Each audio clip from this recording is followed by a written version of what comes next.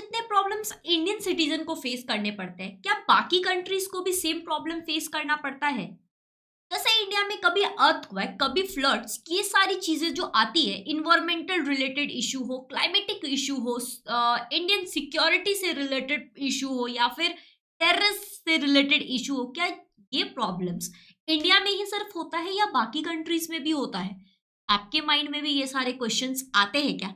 अगर आते हैं तो ये चैप्टर पढ़ने में आपको काफी मजा आने वाला है। So are you all excited? तो hello student, welcome back to our channel. आज हम इस वीडियो में पढ़ने वाले हैं Maharashtra board class 9 chapter number 6 that is international problem. आज हम हमारे कॉमन प्रॉब्लम को पढ़ने वाले हैं जो ऑल ओवर दी वर्ल्ड में लोगों को फेस करने पड़ते हैं। ठीक है, लोग इस प्रॉब्लम से जूझ रहे हैं। तो क्या है वो प्रॉब्लम? ऐसा कौन सा प्रॉब्लम है जो पूरे इंटरनेशनल लेवल पे ये प्रॉब्लम सभी जगह है? ऐसा क्या है ये प्रॉब्लम? तो इस प्रॉब्लम के बारे में हम पढ़ने वाले हैं इस चैप्टर में। अगर आपको ये चैप्टर का नोट्स चाहिए तो इजी लर्निंग एप्लीकेशन को डाउनलोड कर लो। साइड मेन्यू में फ्री मटेरियल के सेक्शन में आपको ये नोट्स मिल जाएगा। ऑल्सो अगर आप अभी तक Shubham Jha class 9 Telegram channel को ज्वाइन नहीं किया हो तो यहाँ ये भी ज्वाइन कर लो। यहाँ पे साइंस, सोशल स्टडी सारे नोट्स आपको यहाँ पे भी मिल जाएंगे। चलिए तो अब हम स्टार्ट करते हैं इस चैप्टर को। By the way, my name is Nilima Roy. मैं आपको सोशल स्टडी पढ़ाती हूँ। काफी, जैसे सोशल स्टडी में अगर मैं बात करूँ, हिस्ट्री में पूरा सिलेबस खत्म हो गया है, पॉलिटिकल साइंस का ये लास्ट सिलेबस है। सो अगर अभी तक आपने पहले वीडियोस नहीं देखे हैं पहले चैप्टर्स के, तो वो भी जरूर देख लेना। प्लेलिस्ट का लिंक दिया गया है डिस्क्रिप्शन में। वन मोर थिंग, अगर अभी तक आपने व्हाट्सएप चैनल हमारा ज्वाइन नहीं किया है तो वो भी जरूर ज्वाइन कर लेना। ओके, चलो तो अब हम स्टार्ट करते हैं इस चैप्टर को। फर्स्ट टॉपिक है हमारा ह्यूमन राइट्स। हम आम इंसान, हम जो इंसान है, हम जो सिटीजन है हमारे नेशन के या फिर बाकी के देश के भी जो सिटीजन है, उनको भी उनका राइट्स मिलना चाहिए। क्यों? क्योंकि हम एक इंसान है। ठीक है, इंसान हो या जानवर, सबको अपना राइट्स तो मिलना चाहिए। सही बात है, क्योंकि हम क्या है? ह्यूमन बीइंग है, लिविंग थिंग है। ठीक है, सो हम एक लिविंग बीइंग है, इसलिए ह्यूमन राइट्स हमें मिलनी चाहिए।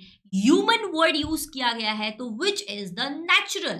ठीक है, क्यों? क्योंकि हम बोर्न हुए हैं, तो ये एक नेचुरल प्रोसेस है, तो दैट्स व्हाई ह्यूमन राइट्स को भी कहा गया है एज ए नेचुरल राइट्स। अगर आपको कभी नेचुरल राइट्स पूछ दिया जाए एग्जाम में तो कंफ्यूज मत होना, इसमें आपको ह्यूमन राइट्स के बारे में ही पूछा गया है। ठीक है, ऐसा सोच लेना। ओके, उसका ही आंसर आप लिखना, सेम आंसर आप लिख सकते हो। So the concept of the human rights has emerge from the concept of natural right. Human rights का जो कॉन्सेप्ट है वो इमर्ज हुआ है, वो स्टार्ट हुआ है कहाँ से? नेचुरल राइट से स्टार्ट हुआ है। क्यों? क्योंकि we are human beings and we are born. हम बॉर्न हुए हैं, नेचुरली हम बॉर्न हुए हैं, दैट्स व्हाई इसको एक नेचुरल राइट्स भी कहा जाता है। एक ऐसा राइट जो हर एक ह्यूमन बीइंग को मिलनी चाहिए, उसका वो नेचुरल राइट है, उसका वो नेचुरल राइट है। सो ये जो हमारा नेचुरल राइट है, ये जो ह्यूमन राइट है, ये कब स्टार्ट हुआ था? ये राइट्स मिलना कब हमें स्टार्ट हुआ था? जब फ्रेंच रिवॉल्यूशन और अमेरिकन रिवॉल्यूशन हुआ था, जब ये कंट्री रिवॉल्व हुई थी। ठीक है, जब ये कंट्री रिवॉल्व हुई थी, आप अगर सीबीएसई के स्टूडेंट हो तो आपको पता होगा कि ये फ्रेंच रिवॉल्यूशन में क्या हुआ था, अमेरिकन रिवॉल्यूशन में क्या हुआ था। बट आप अगर महाराष्ट्र बोर्ड के स्टूडेंट हो तो ये जो फ्रेंच और अमेरिकन रिवॉल्यूशन, इसके बारे में थोड़ा सा आप पढ़ना। ठीक है, इंटरनेट पे या फिर आपके दोस्तों के पास सीबीएसई का बुक है तो उसमें एनसीईआरटी में लिखा गया है। ओके, तो ये जो फ्रेंच रिवॉल्यूशन और अमेरिकन रिवॉल्यूशन हुआ था, इधर ह्यूमन राइट के बारे में बात की गई थी। यहाँ से ह्यूमन राइट को राइट्स मिलना स्टार्ट हुआ था। ह्यूमन को क्या मिला था राइट में? सबसे पहले क्या चीज को प्रोक्लेम्ड किया गया था? That is liberty. आजादी हर किसी को मिलनी चाहिए, उसको लिबर्टी मिलना चाहिए। नेक्स्ट इज इक्वालिटी, हर किसी को इक्वल राइट्स मिलनी चाहिए। फ्रेटर्निटी, दैट इज भाईचारा लोगों के बीच में होनी चाहिए। एंड जस्टिस, उनको उनका जस्टिस मिलना चाहिए। ठीक है, ये सारी चीजें इंक्लूड सबसे पहले की गई थी ह्यूमन राइट्स में। अगर एक कंट्री एक डेमोक्रेटिक कंट्री है, डेमोक्रेटिक कंट्री की जहां पे उनको ह्यूमन को उसका राइट मिले, ह्यूमन को खुद राइट है कि वो अपने गवर्नमेंट को चूज कर सके। ठीक है, तो अगर वो एक कंट्री एक डेमोक्रेटिक कंट्री है, तो वहां का सबसे पहला जो रूल है, वहां पे सबसे पहला हम कह सकते हैं राइट जो है, that is the human right. That is a human right, क्योंकि ह्यूमन राइट है तभी तो डेमोक्रेटिक कंट्री वो बनी है, डेमोक्रेटिक गवर्नमेंट वहां पे बना है। तो सेवरल यूरोपियन कंट्रीज ने अलग अलग, फ्रेंच रिवॉल्यूशन, अमेरिकन रिवॉल्यूशन के बाद बहुत सारे ऐसे यूरोपियन नेशन के कंट्रीज थे जिन्होंने डेमोक्रेटिक कॉन्स्टिट्यूशन को अडॉप्ट किया, डेमोक्रेटिक गवर्नमेंट को अडॉप्ट किया। ठीक है, उन लोगों ने बाद में जाकर के वो जो पहले किंगडम्स चलता था उसको रिमूव करके किंग किंग क्वीन ये सबको रिमूव करके डेमोक्रेटिक सिस्टम को अडॉप्ट किया। एंड मेन रिस्पॉन्सिबिलिटी एक गवर्नमेंट के हाथ में दिया कि गवर्नमेंट को चूज कौन करेगा, सिटीजन चूज करेगा। तो मेन सबसे पहला जो पावर दिया गया वो ह्यूमन राइट के पास पावर दिया गया, एक सिटीजन के पास पावर दिया गया कि वो अपने गवर्नमेंट को खुद चूज कर सके, because now we are in the democratic nation. आपको ये बात पता होना चाहिए, आज के टाइम में बहुत सारी ऐसी कंट्री है जो अपने आप को कहती तो है कि डेमोक्रेटिक कंट्री है, but they are not democratic. वहां पे इलेक्शन जब होता है तो उस टाइम में उनकी डेमोक्रेसी दिखती ही नहीं है, वहां पे लोगों का फिर सुना ही नहीं जाता, सिटीजन का सुना नहीं जाता है। वहां पे जो भी पार्टीज है वो खुद का चलाती है। ठीक है आज की डेट में भी बहुत सारी नेशन, हम उसके बाद बारे में बात नहीं करेंगे, अभी हम फिलहाल इसके बारे में बात करते हैं। ठीक है, सो अब हम देखने वाले ये जो एक कॉन्सेप्ट है ह्यूमन राइट्स का, ये इंटरनेशनल रिलेशन में ये कैसे कॉन्सेप्ट राइज हुआ, कैसे कॉन्सेप्ट सामने आया। ठीक है, तो जब यूनाइटेड नेशन बना था, यूनाइटेड नेशन जब एस्टेब्लिश हुआ था, चैप्टर नंबर 4 में हमने पढ़ा था। उसके बाद चैप्टर 4 में जब आप यूनाइटेड नेशन पढ़े थे तो वहां पे सभी कंट्री आकर के जनरल असेंबली में बैठती है, ये आपको पता है, राइट। तो यूनाइटेड नेशन ने अडॉप्ट किया था क्या, ह्यूमन राइट को डिक्लेयर किया था कि हम एक यूनिवर्सल राइट मानेंगे, किसको, ह्यूमन राइट को। तो यूनाइटेड नेशन जनरल असेंबली ने मेजोरिटी वोट के साथ ह्यूमन राइट के विजेता मतलब ह्यूमन राइट के लिए एक सिस्टम अडॉप्ट किया, एंड मेजोरिटी के साथ लोगों ने सपोर्ट भी किया कि हाँ ये हम सिस्टम को सपोर्ट करेंगे। ये हुआ था 10 दिसंबर 1948 को। 1996 में जाकर के यूनाइटेड नेशन जनरल असेंबली ने अडॉप्ट किया किसको, एक अलग से हम कह सकते हैं सेक्शन को, that is international covenant of on civil and political right, जिसे हम ICCPR भी कहते हैं। And also next that is international covenant on economic, social and cultural rights, ICESR हम इसे कहते हैं। ये दो पार्ट है किसके, इंटरनेशनल लॉ के पार्ट है, किसके लिए, ह्यूमन के लिए, ह्यूमन राइट्स के लिए ये दो लॉ बनाया गया है। इंटरनेशनली अगर सिटीजन कोई भी कंट्री के सिटीजन हो, अगर उनको कोई भी प्रॉब्लम आ रहा है तो वो कंट्री के मेंबर्स एंड वो कंट्री के जो गवर्नमेंट है, they can claim on this, ये दो लॉ को बीच में ला सकते हैं, ये दो लॉ के पास वो हेल्प के लिए जा सकते हैं। तो ये दो पार्ट बनाया गया है इंटरनेशनल लॉ में। ठीक है, that is international convent on the civil and political right, second is international convent on economic and the social right. ये दो चीजें बनाई गई इंटरनेशनल यूनाइटेड नेशन में, इंटरनेशनल लॉ में ये दो सेक्शन बनाया गया है। ठीक है, अगर हम देखने जाए कि ये जो ICESCR करके जो है, that is international covenant of on economic, social and cultural right, 1996 में जो बना है, ये कौन से किस पे काम करता है, ह्यूमन राइट के किस सेक्शन में काम करता है। They work on right to work, right to favourable condition for the work, मतलब लोग जो काम कर रहे हैं क्या उनके काम के लिए उनको राइट मिला है, दूसरा जो वो काम कर रहे हैं क्या उनके लिए वो सही है या नहीं है, तो तीसरा एक ट्रेड यूनियन होना चाहिए, चौथा राइट टू सोशल सिक्योरिटी, उनको एक सोशल सिक्योरिटी मिलना चाहिए, fourth is marriage and family, right to marriage and family, कोई भी हो, कोई भी काम क्यों ना करो तो उसको उसके लिए उसकी marriage life and family life भी इंपॉर्टेंट होनी चाहिए, उसका भी लॉ में लिखा गया है ह्यूमन के लिए। ठीक है, बिकॉज ओवरऑल हमारा जो ये ओवरऑल जो दुनिया है, इसमें कहते हैं ना कि इंसान से घर बनता है, घर से इंसान नहीं बनता, तो यही इंपॉर्टेंट है, दुनिया में लोग रह रहे हैं, लोग इंपॉर्टेंट है सबसे पहले, राइट। सो ये जो जितने भी क्वेश्चंस ह्यूमन राइट से रिलेटेड जो रेज हुआ है इंटरनेशनल जनरल असेंबली में, not only in cold world war के टाइम में, बट क्योंकि कोल्ड वर्ल्ड वॉर के बाद बना था the United nation, right, UN बाद में बना था कोल्ड वर्ल्ड वॉर के बाद। तो यहाँ पे जो देश के जो लोग हैं, जो गवर्नमेंट जब वहां जाती है जनरल असेंबली में, तो वो अलग अलग क्वेश्चन करती थी। जो कोल्ड वर्ल्ड वॉर हुआ था उसमें इतने लाइफ लॉस हुए हैं, हमें इतनी सारी प्रॉब्लम फेस करनी पड़ी है, तो ये सारी चीजें प्रॉब्लम वो को बताते थे वहां पे। इससे रिलेटेड ही यूनाइटेड नेशन ने सोचा कि क्यों ना हम इंटरनेशनल लॉ में लोगों ह्यूमंस के लिए कुछ अलग से सेक्शन बनाए, ठीक है। तो उसके बाद देखा गया कि ये जब बन गया, तब उसके बाद देखा गया कि कुछ मॉडर्न प्रॉब्लम अब लोगों के सामने आ रहे हैं देश भर से। दैट इज जैसे प्रॉब्लम अगेंस्ट दी रेजम के रिलेटेड प्रॉब्लम, फिर टेररिज्म के रिलेटेड प्रॉब्लम, बॉर्डर डिस्प्यूट से रिलेटेड प्रॉब्लम, ये सारे प्रॉब्लम्स को फेस करना पड़ रहा है एक ह्यूमन को ही। तो क्यों ना हम एक लॉ में ये सेक्शन बनाए। जैसे और भी प्रॉब्लम्स थे, जैसे अगर हम देखने जाए ग्लोबल नेचर पे, अगर हम देखने जाए जैसे डिजीजेस से रिलेटेड, अभी आप देखे थे कुछ टाइम पहले आया था कोविड-19, राइट, कोरोना वायरस। तो ये एक इंटरनेशनल प्रॉब्लम था, सभी देश में ये प्रॉब्लम हुआ था, सभी देश में ये डिजीज फैला था। तो दैट्स वाई देखा गया कि अभी ऐसा कोई डिजीज आ जा रहा है तो उसमें कैसे लोगों की हेल्प किया जाए, कैसे एक दूसरी कंट्री हेल्प करेगी। तो ये सब डिस्कशन कहाँ पे होता है, यूएन में होता है।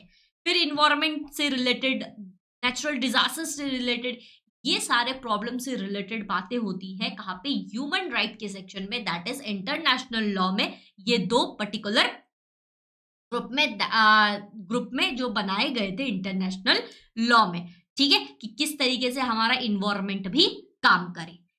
उसके बाद आता है ह्यूमन राइट से रिलेटेड जो है प्रॉब्लम इंडिया में, उसके बारे में हम बात कर रहे हैं। नेक्स्ट टॉपिक है आपका, that is human rights in India. अब जो हम बात करने वाले, ये इंटरनेशनल नहीं, ये हम बात कर रहे हैं अभी इंडिया की, ठीक है। तो इंडिया में कहा गया है कि इंडिया का सबसे पहला फंडामेंटल राइट क्या है, that is the human right. Indian constitution, Indian संविधान में ये लिखा गया है, सबसे पहला राइट, फंडामेंटल राइट क्या है, that is the human right है। ह्यूमन राइट में protection for the weaker section and women, minorities of the government, minorities, ये सब से रिलेटेड सबसे पहला फंडामेंटल राइट होनी चाहिए ह्यूमन से रिलेटेड। तो हमारा फंडामेंटल क्या है right, that is right to freedom, फिर right to freedom of religion, right to constitutional remedies, right to equality, right against the exploitation, cultural and the educational rights. ये सब अलग अलग हमारे फंडामेंटल ह्यूमन राइट्स है, fundamental human rights है। Human rights में अगर हम देखने जाए, 1993 में जाकर के हमारी इंडिया में ह्यूमन राइट प्रोटेक्शन एक्ट पास हुआ था। ह्यूमन राइट को ऑल्सो इंडिया में national human right commission and state human right commission से एस्टेब्लिश हुआ है।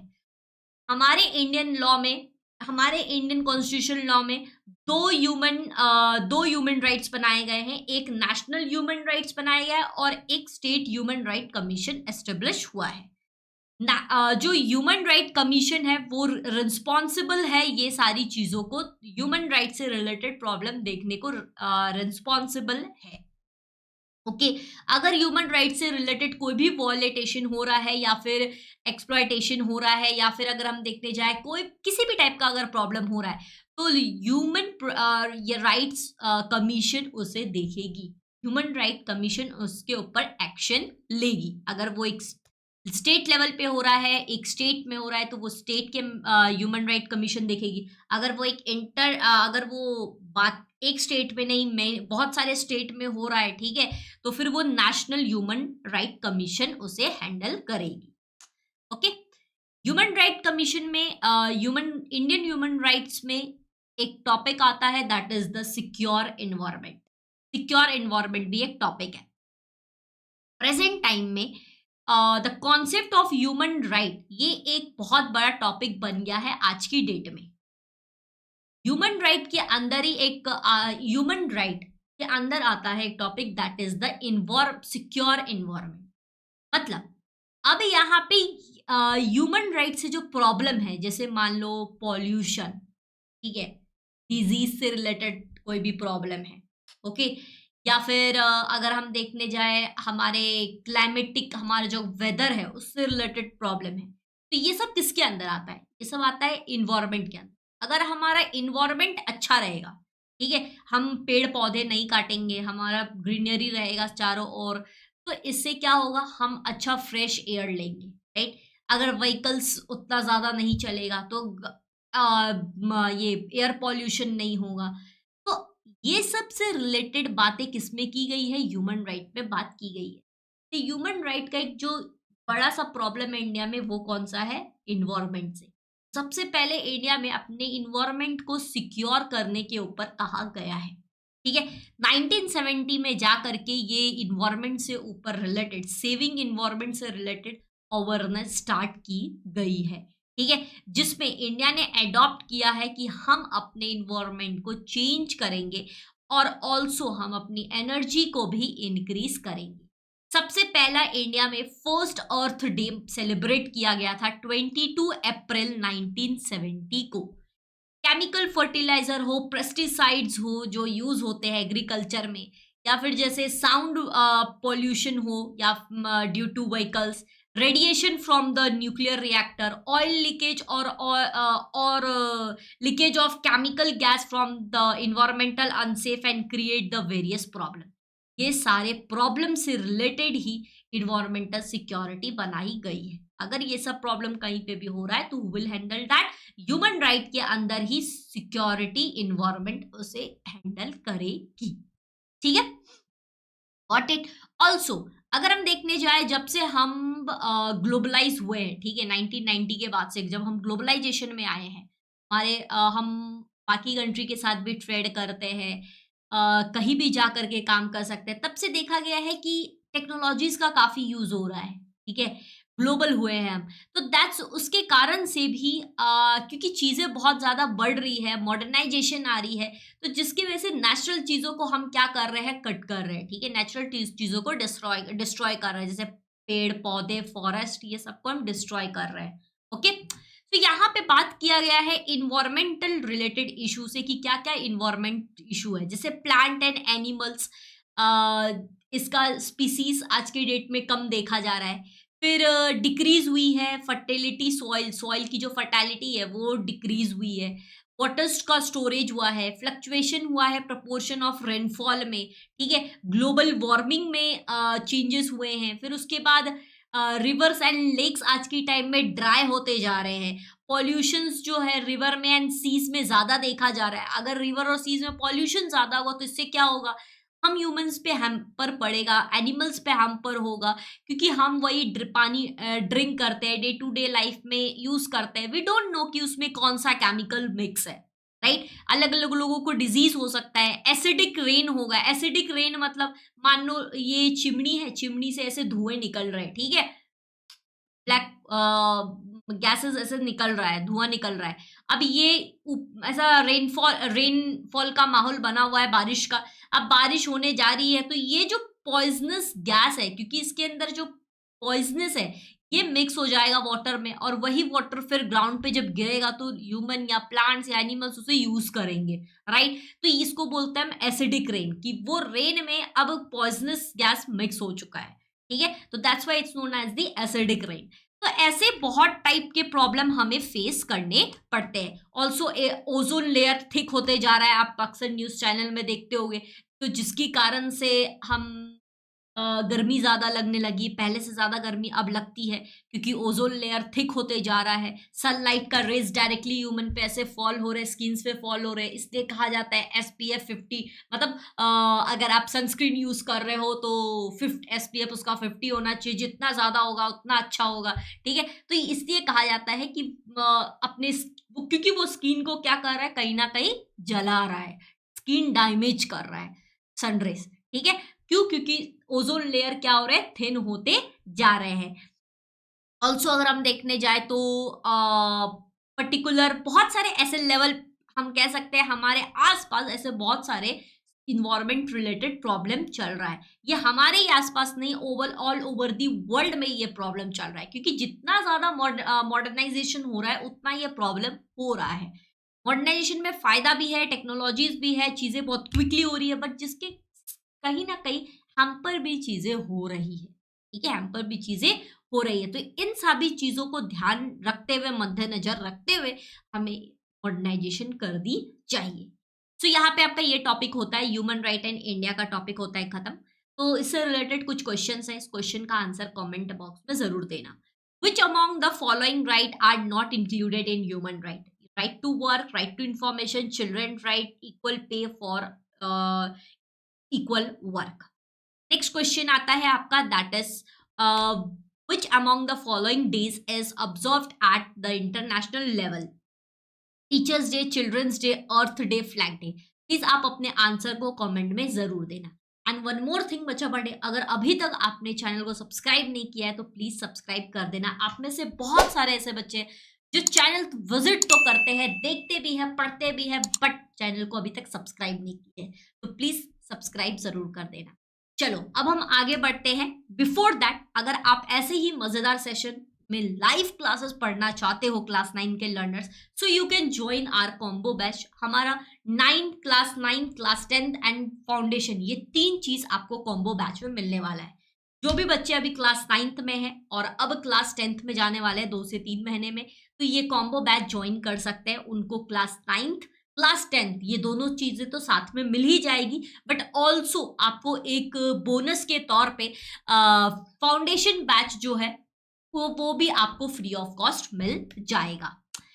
बाकी अगर हम बात करें हमारे टीम के मेंबर्स कौन कौन है, तो this are all our team members जो मिल करके आपको पढ़ाएंगे सारा सब्जेक्ट, ठीक है, सभी सब्जेक्ट यहाँ पे पढ़ाया जाता है।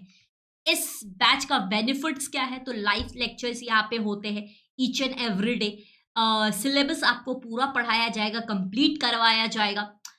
10th में इनफैक्ट 2 बार सिलेबस 3 बार कंप्लीट होता है, ठीक है। नेक्स्ट इज यहाँ पे आप ये जो एक्सेस है, आपको एक्सेस मोबाइल, टैबलेट, पीसी सब पे मिल जाएगा। आप कहीं पे किसी पे भी आप यूज कर सकते हो। रिकॉर्डिंग्स इसकी अवेलेबल रहेगी, जितने भी लाइव क्लासेस होंगे सबकी रिकॉर्डिंग आपको मिलेगी। Chapter wise doubt clearing session होता है यहाँ पे, लाइव रिवीजन होता है बिफोर एग्जाम, ठीक है, पूरा रिवीजन करवाया जाता है। पर्सनल मेंटोरशिप आपको मिलेगा शुभम सर के द्वारा। टेस्ट सीरीज इसमें इंक्लूडेड है। टेस्ट सीरीज में चैप्टर वाइज ऑब्जेक्टिव सब्जेक्टिव दोनों क्वेश्चन है, तो काफी हेल्पफुल आपको रहेंगे, आपको एग्जाम पर्सपेक्टिव से भी। एंड ऑल्सो टेस्ट भी रहता है, वीकली टेस्ट भी होता है। सो अगर आप इंटरेस्टेड हो तो ज्वाइन कर लेना।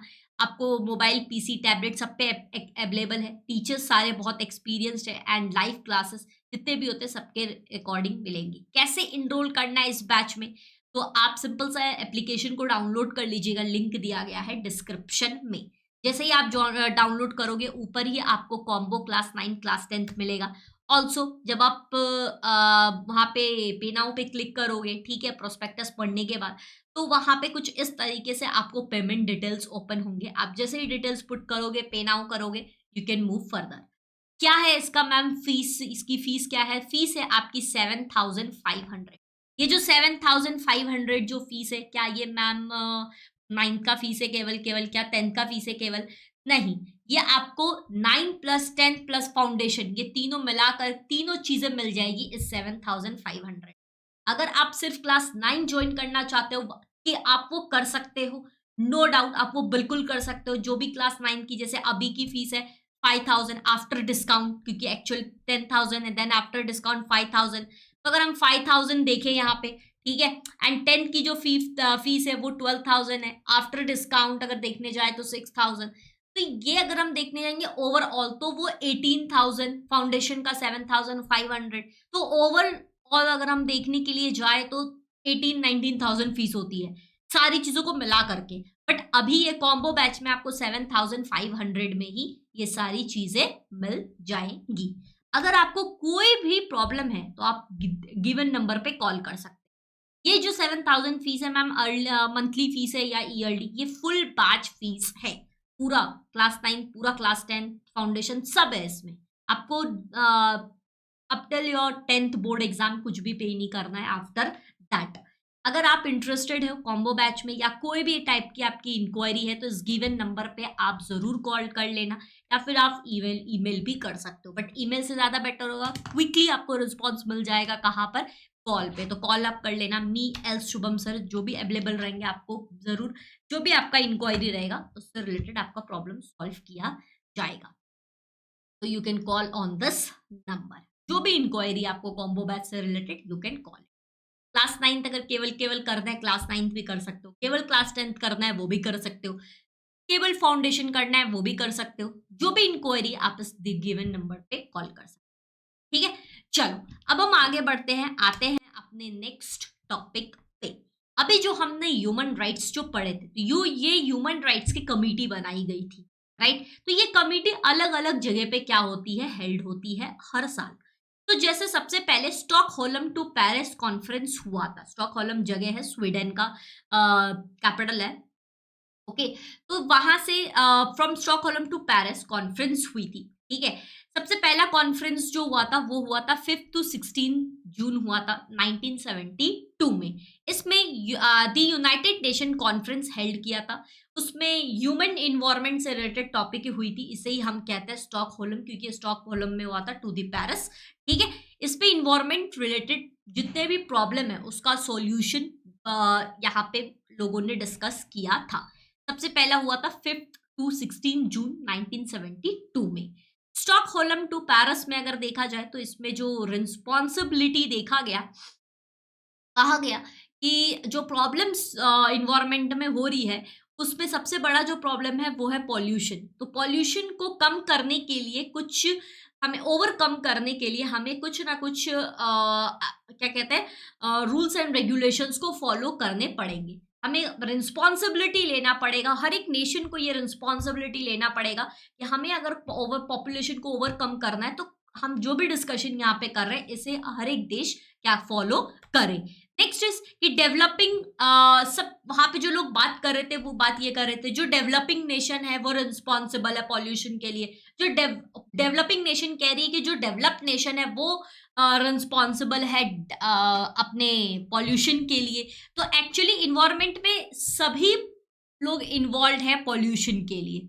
ठीक है, सभी लोग इन्वॉल्व हैं। तो कैसे इस चीज को ओवरकम करें आज की डेट में, ठीक है, इसके ऊपर बात की गई है स्टॉकहोल्म टू पेरिस कॉन्फ्रेंस में, कि जो एक डेवलप्ड नेशन है वो कैसे आप काम करे, वो कैसे डेवलपिंग नेशन को हेल्प करे कि उसके कंट्री में पॉल्यूशन ना हो, कुछ कुछ चीजों को अप्लाई कर करके। ठीक है, न्यू टेक्नोलॉजीज अगर ला रहे हैं तो किस तरीके से ऐसी टेक्नोलॉजीज ना लाए तो जिससे ज्यादा पोल्यूशन हो रहा है। ठीक है, तो ये सारी चीजों को कैसे ओवरकम किया जाए ये बातें की गई है स्टॉकहोल्म टू पेरिस में।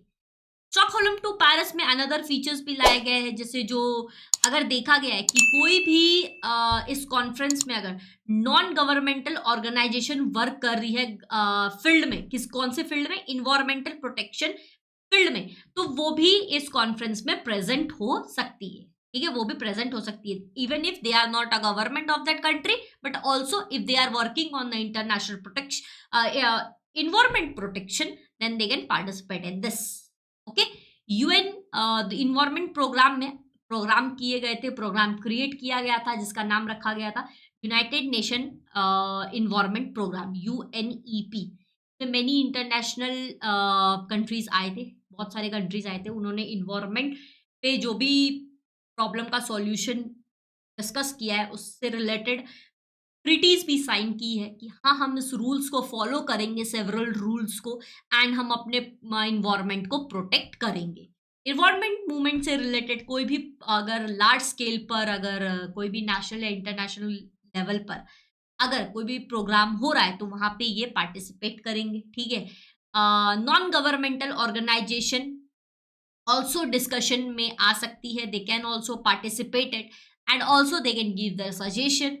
रूल्स को भी उन, लेकिन क्योंकि वो इन्वायरमेंट पे काम कर रही है, वो गवर्नमेंट नहीं है, बस इन्वायरमेंट से रिलेटेड काम कर रही है वो ऑर्गेनाइजेशन, तो उसको भी वो सारे रूल्स को फॉलो करने पड़ेंगे। ठीक है, उसके बाद स्टॉकहोल्म टू पेरिस कॉन्फ्रेंस तो हो गया। उसके बाद देखा गया रियो दे जनरियो में जो किया गया है कॉन्फ्रेंस 3 to 14 जून 1992 में। नेक्स्ट इन्वायरमेंट कॉन्फ्रेंस हुआ था रियो में, रियो दे जनरियो में 1992 में। यहाँ पे अलग अलग ट्रिटीज साइन की गई, मतलब ये सारे प्रॉब्लम्स पे तो बात किए गए और सॉल्यूशन भी निकाला गया, और हर एक कंट्री ने साइन भी किया कि हम इसको फॉलो जरूर करेंगे। जैसे प्रॉब्लम्स है जैसे biodiversity, climate change, green house gases, protection of forest, ये सब पे डिस्कशन करके जो सॉल्यूशन लाया गया उस पे सभी कंट्रीज ने साइन भी किया। फिर आया नेक्स्ट जो कॉन्फ्रेंस हुआ था वो हुआ था क्विटो में 1997 में। इसमें देखा गया कि प्रोटोकॉल्स, कुछ प्रोटोकॉल्स को इस पर लाए गए थे, ठीक है, कि क्लाइमेट चेंजेस से रिलेटेड जो कंट्रीज प्रॉब्लम फेस कर रही है वो इसमें आकर कैसे अपने क्लाइमेट को प्रिवेंट करे, वो रूल्स एंड रेगुलेशन को, जो भी इसमें बातें हुई है टोक्यो में, वो यहाँ पे आकर डिस्कस, रूल्स जो बनाया गया है उसको वो फॉलो करे। और वो एप्लीकेबल कितने साल तक होनी चाहिए? 15 साल तक। अगर कोई भी कंट्री ट्रीटी साइन कर रही है इसका क्लाइमेट चेंज से रिलेटेड, तो वो इस चीजों को 15 साल कम से कम फॉलो करे। उसके बाद नेक्स्ट क्लाइमेट कॉन्फ्रेंस देखा गया पेरिस में नवंबर 2015 में। यहाँ पे देखा गया कि stop climate change and global warming के ऊपर बात हुई थी।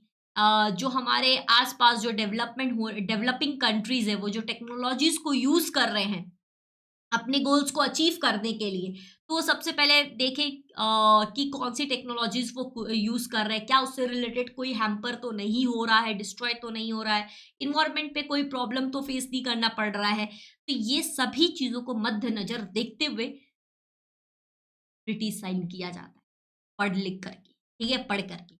ओके, तो ये भी टॉपिक होता है आपका फिनिश की, अलग अलग जो कॉन्फ्रेंस हेल्ड किए गए थे उससे रिलेटेड। यहाँ पे आता है आपका क्वेश्चन।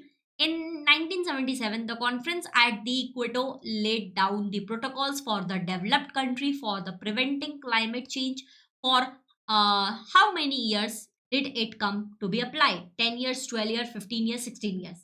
Answer comment में आप दे रहा। Next is the United Nations General Assembly adopted International Convent on the Civil and Political Rights ICCPR in dash 1948, 1966, 1964, 1962. Answer इस कमेंट में जरूर दीजिएगा। चलिए आते हैं नेक्स्ट चैप्टर की, सॉरी नेक्स्ट टॉपिक की तरफ। ओके, नेक्स्ट टॉपिक है हमारा दैट इज टेररिज्म। अब हम पढ़ने वाले टेररिज्म के बारे में, जो ये एक इंटरनेशनल प्रॉब्लम है। सभी ने इंटरनेशनल जितने भी कंट्रीज है, ठीक है, सभी इन टेररिज्म के बारे में तो जरूर सोचती है। इससे प्रोटेक्ट करना तो हर एक कंट्री अपने नेशन को करना चाहती है। तो हम पढ़ते हैं टेररिज्म के बारे में। This is the major problem of our time. Several countries in the world are facing this problem. No nation is capable of countering terrorism entirely on its own. Hence, terrorism is considered to be global problem. Terrorism सबसे major problem है आज के time का। Terrorism देखा गया है, terrorism के कारण बहुत सारे प्रॉब्लम फेस करने पड़ते हैं अलग अलग नेशंस को। कोई भी नेशन ये नहीं कह सकता कि हम टेररिज्म से पूरा डील कर लेंगे, हमें कोई प्रॉब्लम नहीं, कोई ऐसा नहीं कह सकता है। टेररिज्म एक ग्लोबल प्रॉब्लम देखा गया है, क्योंकि टेररिज्म के कारण हर एक नेशन जो चाहे वो डेवलप नेशन हो या डेवलपिंग नेशन हो, गुड नेशन को प्रॉब्लम फेस करना पड़ता है। बिकॉज टेररिज्म कुछ नहीं सोचती है कि ये मेरा है, ये मेरा है। They don't have any feelings, ठीक है।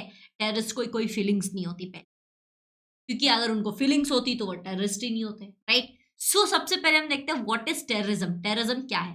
टेररिज्म एक्चुअली लोगों के बीच, सोसाइटी के बीच फियर स्प्रेड करने का एंड टेरर फैलाने का ये एक थ्रेटनिंग जो देते हैं वो लोग, ठीक है।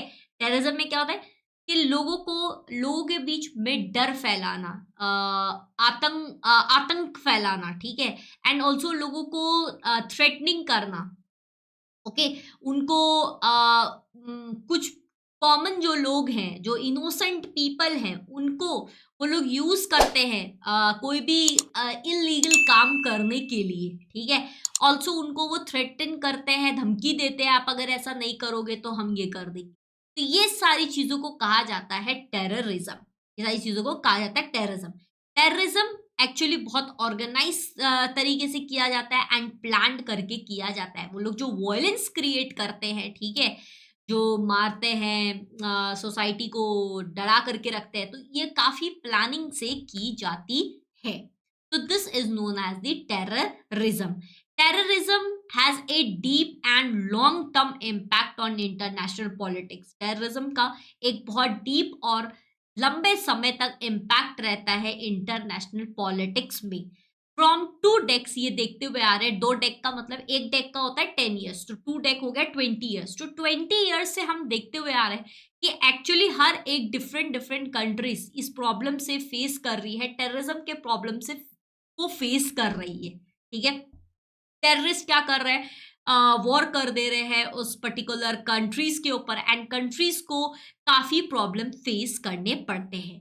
उनका 2 से 3 स्टेट पे वो आसानी से वॉर कर दे रहे हैं, जिसके कारण से वो जोग्राफिकल बाउंड्रीज पे उनका इफेक्ट पड़ रहा है, वहां के लोगों पे इम्पैक्ट पड़ रहा है। ठीक है, काफी प्रॉब्लम को फेस करने पड़ते हैं उस वो कंट्रीज के सिटीजन को। पूरा मतलब लोगों को ना रहने का ठिकाना, ना खाने का ठिकाना, ऐसा मतलब इतना ज़्यादा डिस्टर्बेंस क्रिएट हो जाता है। ये 2 डेक से टेररिज्म का प्रॉब्लम काफ़ी देखा जा रहा है। अनदर हैंड में अगर देखने के लिए जाए दूसरी साइड, तो टेररिस्ट एक ग्रुप ऑफ पीपल है जो लोगों को एक्चुअली वॉयलेंस क्रिएट करने के लिए वो ग्रुप ऑफ पीपल बनाए जाते हैं कि ऑल ओवर दी वर्ल्ड में ये पर्टिकुलर पर्टिकुलर जगह पे हम वॉयलेंस क्रिएट करेंगे। उनका मेन जो टेररिस्ट का जो एम होता है वो अटैक करना होता है। ठीक है, नॉट इन डेंजर और जोग्राफिकल बाउंड्रीज, बट उनका but to challenge regimes of country and refugees acknowledge an existence of the country. उनका मेन मुद्दा ये नहीं है कि सिर्फ अटैक करना है, उनका मेन मुद्दा ये है कि कहते हैं ना, दहशत फैलाना लोगों के बीच में, एक डर खौफ फैलाना। ठीक है, एंड ऑल्सो उनका ये रहता है कि हम इस जगह पे जाएंगे, वहां के लोगों को उस जगह से भगा देंगे, दैट इज उनको रेफ्यूजीज बना देंगे। ठीक है, वहां से उनको निकाल देंगे। वो कुछ ना कुछ डिमांड करते हैं कंट्रीज से कि हमें ये चीज दो, तभी हमें हम ये चीज करेंगे, तभी हमको ये चीज मिल जाएगा। जैसे आपने देखा था कि जब कश्मीर वॉर हुआ था, तो क्यों ये वॉर होता है कि वो उस जगह को पाना चाहते हैं। ठीक है, अब पाने के चक्कर में वहां के लोगों को वो रिमूव करना चाहते हैं उस एरिया से, तो जिसकी वजह से वो वहां पे टेररिज्म अटैक करते हैं, वहां के लोगों को थ्रेटनिंग देते हैं, वहां के सिक्योरिटी को थ्रेटनिंग देते हैं। ठीक है, तो यहाँ पे आपका जो टॉपिक है, नया topic, that is refugees. Refugees का मतलब होता है एक ऐसा पर्सन, एक ऐसा ग्रुप ऑफ पीपल जो अपने मदरलैंड को छोड़ करके दूसरे जगह जा करके शिफ्ट होते हैं। रेफ्यूजीज को कौन से प्रॉब्लम फेस करने पड़ते हैं? सबसे पहले हमने देख लिया रेफ्यूजीज क्या होता है। अ पीपल जो ग्रुप ऑफ पीपल जो अपने मदरलैंड को छोड़ करके विदाउट विश, ठीक है, मतलब उनका मन भी नहीं होता, उनका विश नहीं है कि वो अपनी कंट्री को छोड़ करके जाए, बट ड्यू टू टेररिज्म वो अपनी कंट्री को छोड़ करके दूसरी कंट्री में जा करके रहते हैं सिक्योरिटी के लिए। तो उनको हम लोग क्या कहते हैं? रेफ्यूजीज कहते हैं। पीपल को काफी रेफ्यूजीज पीपल जो होते हैं उनको काफी टॉर्चर किया जाता है। ठीक है, चाहे वो वॉर के टाइम में कुछ या फिर कुछ ऐसा डिजास्टर हो जाता है, उसमें काफी उनको प्रॉब्लम फेस करना पड़ता है। मेंटली वो लोग काफी टॉर्चर हुए रहते हैं। वो ऐसी जगह जाना चाहते हैं, ऐसी कंट्री में जाना चाहते हैं जहां उनको प्रोटेक्ट मिले। ठीक है, जहां वो छुपना चाहते हैं, शेल्टर लेना चाहते हैं। ठीक है, उनको एक बस वो सोच रहे हैं कि हम कहीं पे सेफली रह सके। तो ये प्रॉब्लम्स को रेफ्यूजीज फेस करती है, और भी बहुत सारे प्रॉब्लम है। रेफ्यूजीज सबसे, जब सेकेंड वर्ल्ड वॉर हुआ था, तो वहां पे जो जूइस है, ठीक है, जो जूइस रेफ्यूजीज है, वो उनको जर्मनी में काफी टॉर्चर किया गया था, एंड वो वहां से छोड़ करके, अपने देश को छोड़ करके, प्रॉपर्टी को छोड़ करके, सिटीजनशिप को छोड़ करके दूसरी कंट्री में जाकर के शिफ्ट हुए। ऐसे ही सेम हुआ था 1971 में, जब ईस्ट पाकिस्तान में वॉर हुआ था, तो ईस्ट पाकिस्तान के रेफ्यूजीज बाहर निकल करके, तभी तो बांग्लादेश क्रिएट हो रहा था ना, तो उस टाइम में काफी लोग ऐसे इंडिया में आकर के शिफ्ट हो गए अपने आप को प्रोटेक्ट करने के लिए। ठीक है, वो हमारे गवर्नमेंट पे विश्वास कर रहे थे कि हमारी गवर्नमेंट उनको प्रोटेक्ट करेगी, हमारे रिलीजियस उसको स्वीकार करेगी, एक्सेप्ट करेगी, एंड वो छिपने के लिए, शेल्टर के लिए वो हमारी कंट्री में आकर के रहते थे। ऐसे ही वॉर फिर से हुआ था, जैसे इराक एंड सीरिया वॉर में, जहाँ पे सीरिया के रेफ्यूजीज वो अपने देश को छोड़ करके दूसरे देश में जा करके रहने लगे। तो दीज वर द एग्जाम्पल। जो एक रेफ्यूजीज है, जो फोर्स किए जाते हैं कि आप इस जगह को छोड़ करके जाओ, ठीक है, उनको काफी प्रॉब्लम फेस करना पड़ता है। सबसे पहला जो उनके दिमाग में क्वेश्चन आता है, इंपॉर्टेंट प्रॉब्लम क्वेश्चन जो एक दिमाग में आता है कि कौन सी नेशन में वो जाए, क्या वो नेशन उन्हें वो एक्सेप्ट करेगी, क्या वो उस देश में रह पाएंगे, क्या वहाँ के जो लोग हैं उसको एक्सेप्ट कर पाएंगे, क्या मेरी जो फैमिली मेंबर है क्या मैं उनको फूड फीड कर पाऊंगा। जो मेल मेंबर होता है वो ये भी सोचते हैं। उनको काफी फिजिकल और इमोशनल स्ट्रेस भी होता है। क्यों? क्योंकि वहां पे उनको काफी प्रॉब्लम फेस करना पड़ता है, जैसे नेचुरल डिजास्टर से रिलेटेड।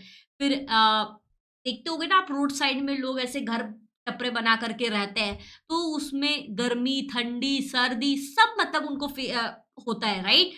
हम इतने सेफली रहते हैं, तब हमें लगता है अरे इतनी ठंडी हो रही, इतनी गर्मी हो रही है। जिनको रहने के लिए घर नहीं है उनके बारे में सोचो। जो एक वॉरियर कंट्री से बाहर भाग करके, जहाँ पे उनको निकाल दिया गया है उस देश से, क्यों? क्योंकि उसमें वो टेररिस्ट अटैक हुआ है, वॉर हुआ है, तो जिसके कारण से वो दूसरी कंट्री में आकर के रह रहे हैं। कितने प्रॉब्लम्स उनको फेस करने पड़ रहे हैं। बहुत सारे लोग तो अपनी जान तक दे देते हैं, ठीक है, जगह तो छोड़ो, वो अपनी जान तक दे देते हैं, प्रॉब्लम वो सह नहीं पाते हैं, ठीक है। ऑल्सो अगर हम देखने जाए तो उनके क्या-क्या चैलेंजेस आता है, तो सेफ प्लेस, क्या उनको एक सही कौन-सा सेफ प्लेस रहेगा उनके लिए? क्या कौन-सी काम वो करेंगे, ठीक है? कैसे वो अपनी फैमिली को देखेंगे? कैसे डे टू डे का खर्चा निकालेंगे? क्या उनका जो लैंग्वेज और जो कल्चर है, दूसरे डिफरेंट नेशन क्या उसको एक्सेप्ट कर पाएगी? क्या उनको शेल्टर मिल पाएगा? क्या दूसरी जो देश है, क्या उसको शेल्टर दे पाएगी? ये सारे प्रॉब्लम्स को चैलेंजेस को उनको फेस करना पड़ता है, ठीक है। कंट्रोवर्सी बनती है कि बहुत नम अब ऑब्वियस सी बात है, एक कंट्री में मान लो अगर कहीं से 1 लाख लोग उठ करके आ जा रहे हैं, इंक्रीज हो जा रहा है, तो उस कंट्री का जो इकोनॉमी है वो डिक्रीज हो जा रहा है, ठीक है। क्यों? क्योंकि लोग जो 1 लाख आ रहे हैं बाकी कंट्री से, वो उनके पास काम नहीं है, तो कोई भी देश, उस देश की इकोनॉमी तो गिरेगी ना, राइट? वहाँ पे ऑल्सो वहाँ अगर कोई भी नेशन ये भी सोचती है कि ये लोग जो आ रहे हैं इनमें से कोई तो क्रिमिनल नहीं है, या फिर कुछ इनके आने से कोई वॉर तो हमारी कंट्री में नहीं हो, इमर्ज तो नहीं हो जाएगा। तो ये सारी प्रॉब्लम्स को फेस करने पड़ते हैं। ऑल्सो उनको भी लॉ एंड ऑर्डर को मेंटेन रखना पड़ता है। कहा गया है कि अगर किसी भी देश में कोई रेफ्यूजीज अगर आ रहे हैं, तो लॉ में लिखा गया है कि हम उन्हें अपनी देश से नहीं निकाल सकते, ठीक है। अनटिल एंड अनलेस वो लोग अगर कुछ गलत नहीं कर रहे हैं, इलीगल काम नहीं कर रहे हैं, तो हम उन्हें नहीं निकाल सकते, रिसेटल नहीं कर सकते, उन्हें हमें अपने देश में ही शेल्टर देना पड़ेगा, ठीक है। 1951 में कुछ प्रोविजंस बनाए गए थे रेफ्यूजीज से रिलेटेड इंटरनेशनल लेवल पे। जिस रेफ्यूजीज में कहा गया कि हम फोर्सफुली लोगों को उनके देश में नहीं भेज सकते हैं, अनटिल एंड अनलेस जब तक वो उनकी विश हो तो वो चले जाए, बट हम उनको फोर्स नहीं कर सकते, क्योंकि वो हमारी कंट्री में शेल्टर के लिए आए हैं, तो हम उन्हें वापस से डेंजर में नहीं सेंड कर सकते। Higher commissioner of United Nation ने काफ़ी चीज़ें एस्टेब्लिश की है इस प्रॉब्लम को सॉल्व करने के लिए, ठीक है। जो भी if all the nation safeguard, ये सभी अगर नेशन सोच लेंगे कि हम लोगों को सेफ करें, उनका भी ह्यूमन राइट दिलाएं, कोई एक्सप्लॉइटेशन ना हो, वायलेंस ना हो, तो तभी जा कर के ये चीज़ें रिड्यूस होंगी। All people will able to achieve their own independent, हर लोग अपना डेवलपमेंट कर पाएगा, ठीक है? डेवलपमेंट को अचीव कर पाएगा, अपने आप को सिक्योर रख पाएगा। ऑल्सो ह्यूमन राइट्स में ये कहा गया है कि इन्वायरमेंट सेफगार्ड तो ज़रूरी है, बट टेररिज्म के कारण ह्यूमन राइट्स में टेररिज्म भी एक प्रॉब्लम है। तो terrorism if completely wipe out, अगर कंप्लीटली टेररिज्म हट जाएगा, तो ये प्रॉब्लम्स को हमें फेस नहीं करना पड़ेगा। ठीक है। नो ग्रुप ऑफ पीपल वो रेफ्यूजीज नहीं बनेंगे, अगर कोई टेररिस्ट नहीं होगा तो रेफ्यूजीज नहीं बनना पड़ेगा। लोगों को प्रॉब्लम फेस नहीं करना पड़ेगा, उनको अपने देश छोड़ करके नहीं जाने पड़ेंगे, अपने जॉब्स नहीं छोड़ने पड़ेंगे, रहने के लिए सोचना नहीं पड़ेगा, उनको अपना घर रहेगा। ये कुछ एक्चुअल प्रॉब्लम है जो इंटरनेशनल लेवल पे हो रहा है। हमें ये पता भी नहीं रहता है, बट जब आप न्यूज़ेस देखोगे, बहुत सारे ऐसे देश हैं जहाँ पे हो भी रहा है बट हमें पता भी नहीं है। तो यहाँ पे आपका चैप्टर होता है सब। ये कुछ क्वेश्चंस है। व्हिच इंस्टीट्यूट ऑर्गेनाइजेशन या फिर organisation is responsible for taking action against the violation of the human right? Self help group and NGOs, human right commission, corporate bodies, national investigation. Sixth question is, what lead to boycott of regime in South Africa? Expatriation of prisoner of war, segregation, disobedience of the UN's allium of to international terror. Please इनका answer comment box में जरूर दीजिए। आपको अगर इस chapter का notes चाहिए तो you can join Telegram channel, अगर अभी तक नहीं किया है तो ज्वाइन कर लो। ऑल्सो इजी लर्निंग के एप्लीकेशन में फ्री मटेरियल में ये मिल जाए। अगर अभी तक आपने चैनल को सब्सक्राइब नहीं किया है तो प्लीज सब्सक्राइब करना एंड अपने किसी भी एक दोस्त तक ये वीडियो को जरूर शेयर करना।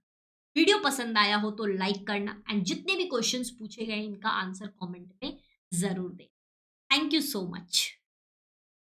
एंड यहाँ पे आपका पॉलिटिकल का सिलेबस होता है खत्म। हिस्ट्री एंड पॉलिटिकल होता है खत्म। चलो, थैंक यू सो मच।